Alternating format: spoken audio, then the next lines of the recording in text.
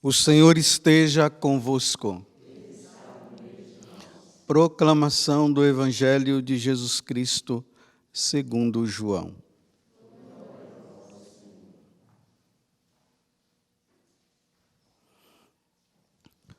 Houve uma festa dos judeus e Jesus foi a Jerusalém. Existe em Jerusalém, perto da Porta das Ovelhas, uma piscina com 5 pórticos, chamada Betesda em hebraico. Muitos doentes ficavam ali deitados, cegos, coxos e paralíticos. De fato, um anjo descia de vez em quando e movimentava a água da piscina, e o primeiro doente que aí entrasse, depois do borbulhar da água, ficava curado de qualquer doença que tivesse. Aí se encontrava um homem que estava doente, havia 38 anos. Jesus viu o homem deitado e, sabendo que estava doente há tanto tempo, disse-lhe: "Queres ficar curado?" O doente respondeu: "Senhor, não tenho ninguém que me leve à piscina. Quando a água é agitada, quando estou chegando, outro entra na minha frente." Jesus disse: "Levanta-te, pega a tua cama e anda." No mesmo instante, o homem ficou curado, pegou sua cama e começou a andar. Ora, esse dia era um sábado. Por isso os judeus disseram ao homem que tinha sido curado: "É sábado, não te é permitido carregar tua cama." Ele respondeu-lhes: "Aquele que me curou disse: pega a tua cama e anda." Então lhe perguntaram: "Quem é que te disse: pega a tua cama e anda?" O homem que tinha sido curado não sabia quem fora, pois Jesus tinha afastado da multidão que se encontrava naquele lugar. Mais tarde, Jesus encontrou o homem no templo e lhe disse: Eis que estás curado. Não voltes a pecar, para que não te aconteça coisa pior. Então o homem saiu e contou aos judeus que tinha sido Jesus que o havia curado. Por isso, os judeus começaram a perguntar a Jesus por que fazia tais coisas em dia de sábado. Palavra da salvação.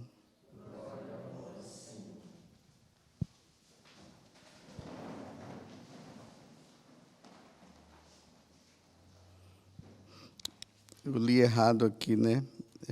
Os judeus começaram a perseguir Jesus. E eu falei perguntar a Jesus. Porque essa palavra perseguir, ela é muito importante para a meditação do Evangelho de hoje. Esse Evangelho de São João, que é o capítulo 5, nós estamos do versículo 1 ao 16, nós podemos pegar várias partes aqui e fazer uma meditação até muito boa, todas elas. Mas eu não posso deixar de fazer essa meditação dentro do contexto que nós estamos vivendo. Nós estamos na 4ª semana da Quaresma. Essa 4ª e a 5ª semana, que culmina na Semana Santa depois, é chamada também a Semana da Paixão, porque João ele vai nos introduzir naquilo que dá o sentido do porquê que as autoridades religiosas daquele tempo mataram Jesus. O que foi que levou ele à morte? Jesus veio para nos salvar, para nos redimir. Mas o que é que as autoridades religiosas foram fazendo, percebendo em Jesus que eles disseram: nós temos que eliminar esse homem. Não dá para ele ficar desse jeito, não. Por isso que essa palavra perseguir, ela é importante. Nesse tempo da Quaresma, muitas pessoas fizeram e estão fazendo a Via Sacra. Então está ali a Via Sacra, primeira estação, Jesus é condenado, e aí vai caminhando, vamos caminhando, até chegar ao momento em que ele é sepultado. Vocês veem que é um caminho que é feito, tanto que a via sacra ela é recomendada para quando se for fazer, se faça dessa forma, caminhando, de estação em estação. Claro, você pode fazer sentado, você pode pegar ali meditando, você pode, mas é bom fazer esse caminho, né? A via cruz. Porque, na medida que nós vamos caminhando, nós vamos nos situando na morte de Jesus.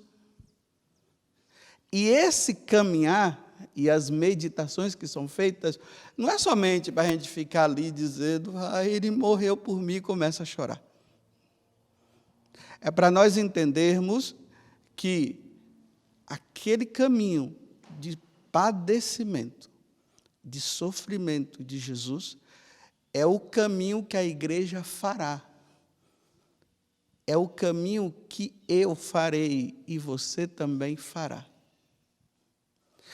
Se as pessoas pensam que o cristianismo, que o catolicismo é a religião da boa vizinhança, do spa e da paz, não é.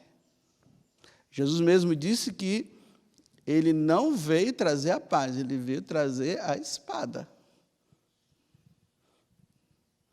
Então, na medida que nós vamos caminhando, nós vamos lá, primeira estação, Jesus foi condenado. Bem, se Jesus foi condenado à morte, a igreja também será condenada. E como eu faço parte da igreja, eu também serei. É assim que nós vamos fazer da via sacra. Jesus foi crucificado. Se Jesus foi crucificado, a sua igreja também será crucificada. E como eu faço parte da igreja, eu também serei crucificado. Jesus morre na cruz. Assim como Jesus morreu na cruz, a igreja também morrerá. Ela tem que passar pela morte. E como eu faço parte da igreja, eu também serei morto. E Jesus ressuscita. Assim como Jesus ressuscitou, a igreja ressuscitará. E como eu faço parte da igreja, eu ressuscitarei um dia. Mas essa ressurreição tem que passar por essa via cruz. Vocês entenderam aqui? Então, tá bom. Uma vez que vocês entenderam, é preciso trazer para a vida. Então, vamos ao Evangelho. Ontem eu disse para vocês o seguinte: a igreja coloca esse Evangelho de São João, a partir do capítulo 5, vocês estão vendo que é o capítulo 5, ela vai nos mostrar o que levou os judeus a matarem Jesus. Hoje é a primeira causa. Qual foi a primeira causa? Estamos aqui nessa piscina, estavam lá os cegos, os coxos, que ficavam ali esperando um momento que aquela água pudesse mexer para que os coxos, os paralíticos e os cegos pudessem entrar, e o primeiro que entrasse seria curado. Né? A gente vê que aqui já tem até uma superstiçãozinha, né? Porque só o primeiro, o segundo não pode também, não? E o terceiro não pode? Então era o primeiro, entrasse. Aí Jesus encontra esse homem doente, que estava lá deitado, com essa doença de 38 anos, e Jesus disse para ele, olha, você quer sair dessa aí? Ah, mas ninguém me leva. Aí Jesus disse, levanta, vai, pega a maca e vai embora. Aí o cara levantou e foi curado. Aí, a notícia boa começou a se espalhar, e as autoridades religiosas daquele tempo começaram a saber que aquele homem foi curado. Olha bem, em vez de eles se alegrarem, né? 38 anos o cara naquela condição. E agora o homem está andando por ali. Não, eles vêm e entra a questão do sábado. Mas quem foi que fez isso com você? Foi uma pessoa aí, eu não conheço não, nem o cara sabia quem era Jesus, ó. Nem ele sabia. Aí, tá bom, mas ele fez isso com você hoje? Hoje é sábado, não pode fazer isso. Está vendo?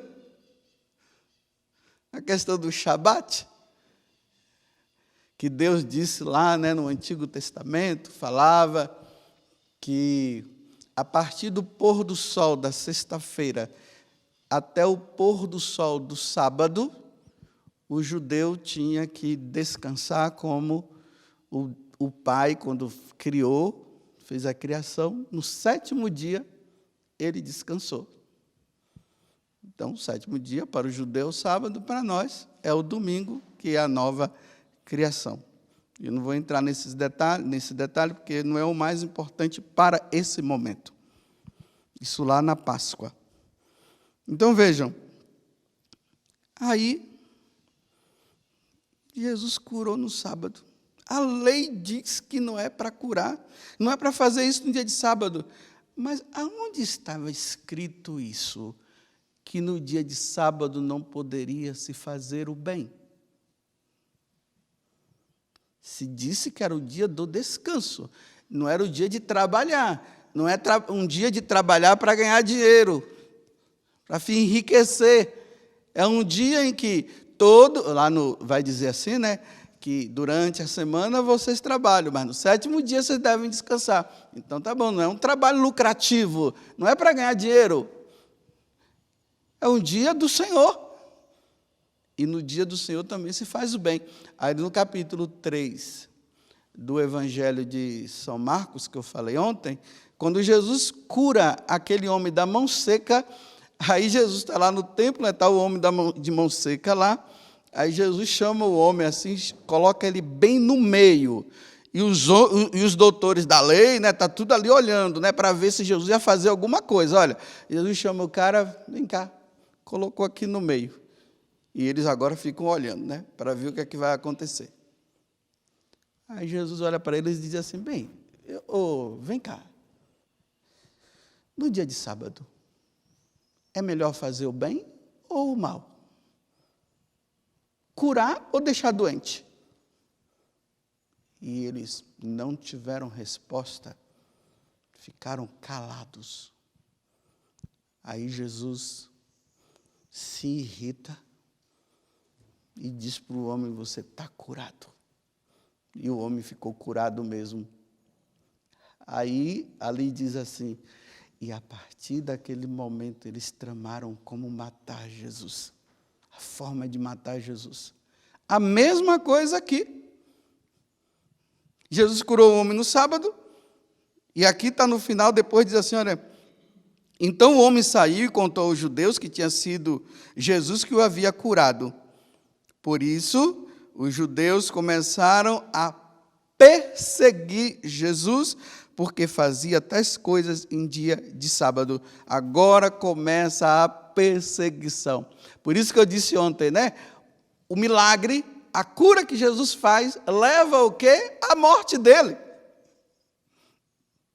Se Jesus não tivesse feito esse milagre aí, talvez iriam por outras vias, mas aqui eu estou falando do Evangelho de São João. Vocês vão ver que nós vamos entrar no capítulo 6, depois nós vamos para o 7. Vocês vão ver aquele momento que Jesus fala da questão da verdade, e eles começam a ficar discutindo e fazendo um monte de pergunta para Jesus, e Jesus vai respondendo. E nisso tudo eles estão tramando, estão procurando uma forma para matar Jesus. Por quê? Interpretaram a lei de Deus de forma errada. Jesus disse que ele veio aperfeiçoar, não foi? Ele não veio abolir a lei, veio aperfeiçoar. Então, porque Jesus curou no dia de sábado, lembram que Jesus passou lá no meio de uma plantação e colheu o trigo? Eles quiseram matar também? Não foi assim? E outras coisas que Jesus fazia no sábado, que eles interpretaram, que tinha que ficar tudo quietinho lá, de barriga para cima, senão de joelho, adorando a Deus, não podia se fazer o bem. Então, o que é que nós vamos trazer para a nossa vida? Primeira coisa, meus irmãos, Jesus, a perseguição começa a Jesus por causa da interpretação errada da palavra de Deus, do que Deus havia falado. Vamos dizer assim, você sabe quando você pega uma palavra e pega ela pela metade e a partir daquela metade você usa como verdade? Não pega o contexto todo, explica pela metade e exige da pessoa que ela faça? Parece os tempos modernos, né? Os tempos de hoje não são assim? As pessoas manipulam a verdade e, a partir dessa manipulação da verdade, eles jogam uma mentira e a pessoa acaba acreditando naquela mentira, achando que é uma verdade. Por exemplo, quantas vezes vocês já viram aí pessoas que pegam uma frase de alguém pela metade e jogam na internet e o pessoal cai em cima? A pessoa está vendo que é só uma frase. Por que cai em cima?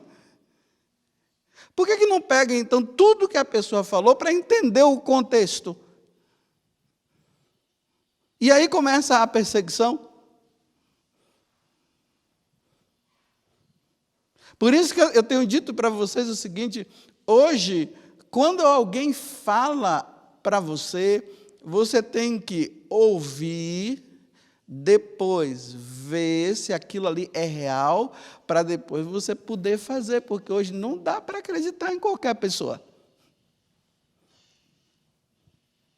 E cada um vai manipulando, vai dizendo, é assim e tal. Aí quando você faz uma pergunta, aí a pessoa diz bem assim para você: você é rebelde. Mas me explica isso aqui. Eu não vou falar não. Ó, se não quer falar, tem alguma coisa errada. Quantas pessoas que têm assinado papéis aí, aonde o outro está dizendo para você algo que não é real, e a pessoa vai lá e assina. Você não pode assinar. Você sabe que está errado. Por que você assinou? Por obediência? Você está assinando a sua forca, então, ali, né? Não, se está errado, está errado. Se é verdade, é verdade. Assuma, nós católicos precisamos assumir as consequências dos nossos atos, mas assumir as consequências de atos que não são nossos, nunca, jamais. E aí entra o quê? O respeito humano. Por respeito humano, o inferno está cheio. E a pessoa fica ali e acaba não fazendo. Às vezes o que deve ser feito não faz. Porque não entra na verdade.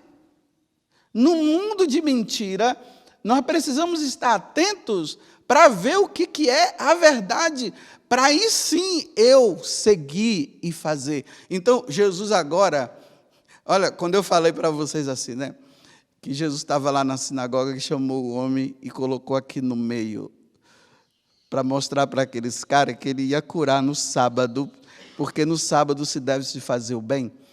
Jesus, quando ele chama o homem e coloca ali no meio, ele estava colocando longe dele o respeito humano.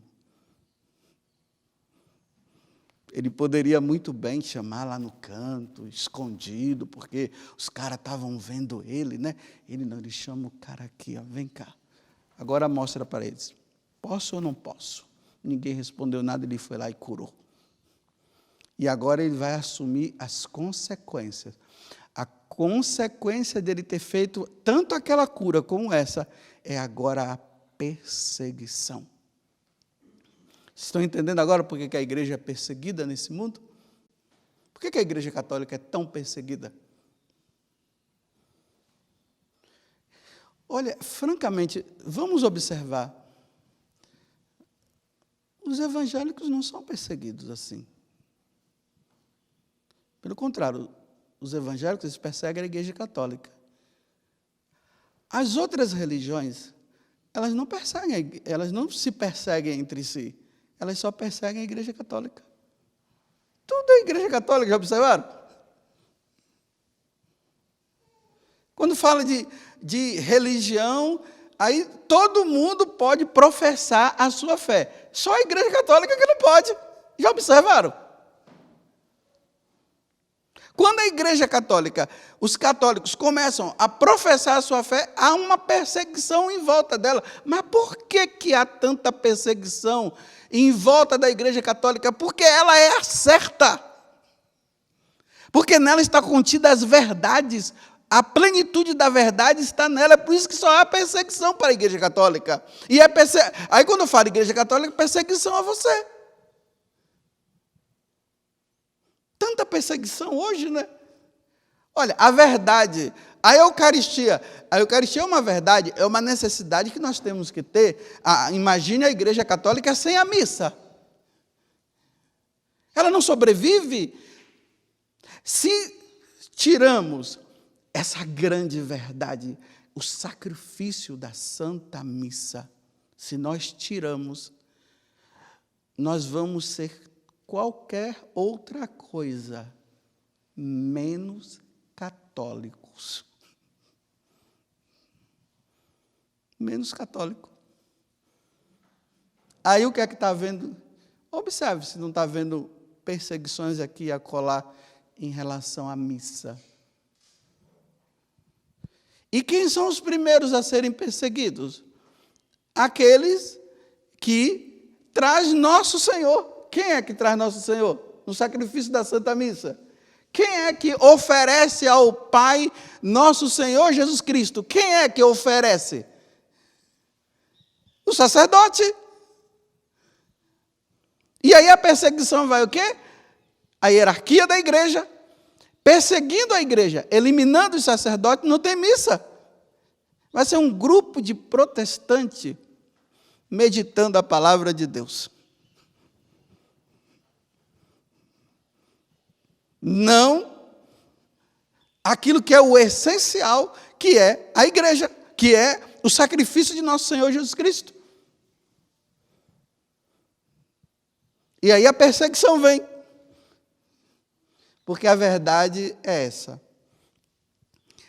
A Igreja Católica não subsiste sem a missa. Essa é a verdade. Aí, a verdade, a meia-verdade. Não, vocês meditem a palavra de Deus. Mas não precisa ter missa.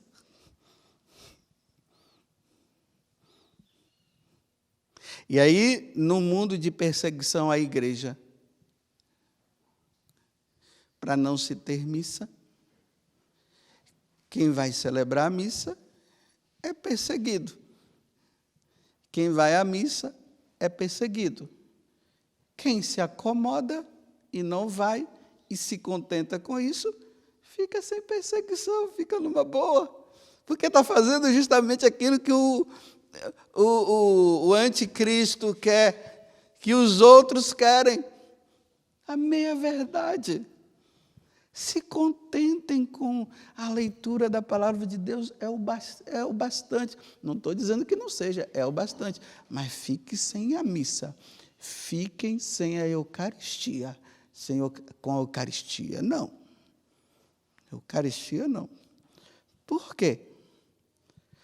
Porque além da missa ser o sacrifício de nosso Senhor, aqui entra mais uma verdade. Ele está presente em corpo, alma e divindade naquele pão transubstanciado, que o sacerdote, quando impõe as mãos, chama epíclase, as ofertas se transformam, se transubstancia em nosso Senhor Jesus Cristo. Então, Jesus está presente no meio de nós, na Eucaristia. Então, tira a Eucaristia, tira o sacerdote, tira a missa. Louve a Deus, louve Jesus, mas a presença dele não.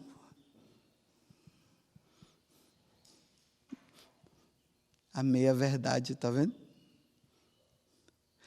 E aí tem muitos católicos se contentando, né, em ficar sem a missa.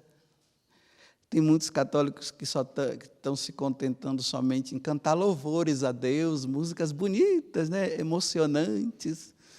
As pessoas ficam tudo assim, até choram. Até pregações até de pessoas até que falam até bem. Mas como é que vai se sustentar sem a Eucaristia, sem o sacrifício da missa? Não se sustenta. E aí é muito fácil para manipular mais ainda a pessoa e tirar Jesus.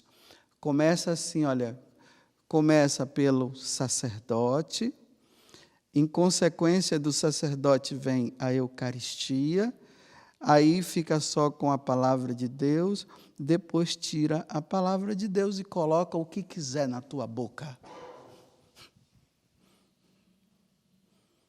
Coloca o que quiser na tua vida. Porque já não tem mais os ministros de Deus para atualizar, para renovar o sacrifício único de nosso Senhor Jesus Cristo. Vocês estão entendendo para onde é que nós estamos caminhando? Por isso, né, a mídia toda hora fica colocando o quê? Os pecados dos padres, fica colocando os pecados dos padres. Olha, esses dias agora, lá na Diocese de Caruaru, lá em Pernambuco, um sacerdote morreu dando a vida. Esqueci até o nome dele. Como? Hernaldo? Fernando. O padre Fernando. O que foi que esse padre Fernando fez? Estava tendo lá, eu não sei, tinha uma mulher, uma mãe, uma criança se afogando. O sacerdote, ele foi lá, se jogou lá no rio, pegou a criança, salvou a criança, depois ele se joga de novo, né, e a correnteza estava forte, pelo visto, ele pega a mulher, traz a mulher e empurra, e joga a mulher assim, mais para a margem, né? E depois ele estava tão enfraquecido que ele foi levado e morreu afogado. Por que a mídia não falou isso? Só fica falando de padre que saiu com mulher, que não sei o quê, que teve um caso lá. Por que não mostra o lado bom? Porque isso eleva a imagem do sacerdócio, o homem que dá a vida. Nós fomos formados para dar a vida para vocês. Primeiro vocês, depois nós damos a vida por vocês. Esse padre deu a vida por uma mulher, uma criança. Ele exerceu o sacerdócio dele na sua plenitude, da mesma forma como Jesus exerceu quando ele estava na cruz, dando a vida por nós. Não há maior amor do que dar a vida pelos amigos e até pelos inimigos, se for preciso. Por que a mídia não mostrou? Agora, inventam uma mentira em relação a um bispo, em relação a um padre, mas também eu não vou dizer que tem coisas que são verdade, porque tem verdades também. Aí coloca, aí o povo começa, é isso mesmo, eu não quero mais saber de nada. Olha, é isso que o diabo quer. Eu não vou mais na igreja, tá? Os padres são tudo aí, são tudo pecador, eu não quero saber de isso, eu vou rezar na minha casa. Reze só na sua casa, sem a Eucaristia, que você vai ver se você vai ter força para lutar contra Satanás. Satanás não tem força e nunca vai ter em relação à Igreja Católica, primeiro, porque a Igreja Católica tem um sacrifício único de nosso Senhor Jesus Cristo, que é atualizado, e nós cremos. Jesus está agora nessa missa, a partir do ofertório vai começar o sacrifício dele, que aconteceu lá e que está acontecendo agora. E depois, nós somos alimentados por Ele. Quando nós saímos daqui, nós saímos com Jesus dentro de nós. Como é que Satanás vai ter força para conosco se nós temos Jesus dentro de nós? Aí Satanás, vou terminar. Aí Satanás está sendo esperto. Ele está denegrindo a imagem do sacerdote, para depois os fiéis não irem à missa, para depois eles não comungarem, e depois a missa ser abolida, que jamais será abolida, nunca vai ser abolida. Mas uma maior parte dos católicos vão viver como protestantes, sem missa. Porque Jesus veio à Terra para celebrar a missa. E a missa é o sacrifício da cruz. Ele coloca preguiça na gente, o demônio. Aí agora essa situação aí, né, fecha as igrejas, não vou entrar no mérito da questão, fecha as igrejas, aí vai fechando as igrejas. E a gente vai ficando sem o essencial. Aí, de católicos, viramos protestantes, e de protestantes viramos pagãos. Eu conheço muitos católicos que se tornaram protestantes. Deixaram a igreja, se tornaram protestantes. Depois de um tempo, a cruz veio. Aí não quiseram a cruz, abandonaram, foram para o espiritismo e outras religiões. E hoje, sabe o que é que eles são? Ateus. São ateus. Louvado seja nosso Senhor Jesus Cristo. E a nossa Mãe Maria Santíssima.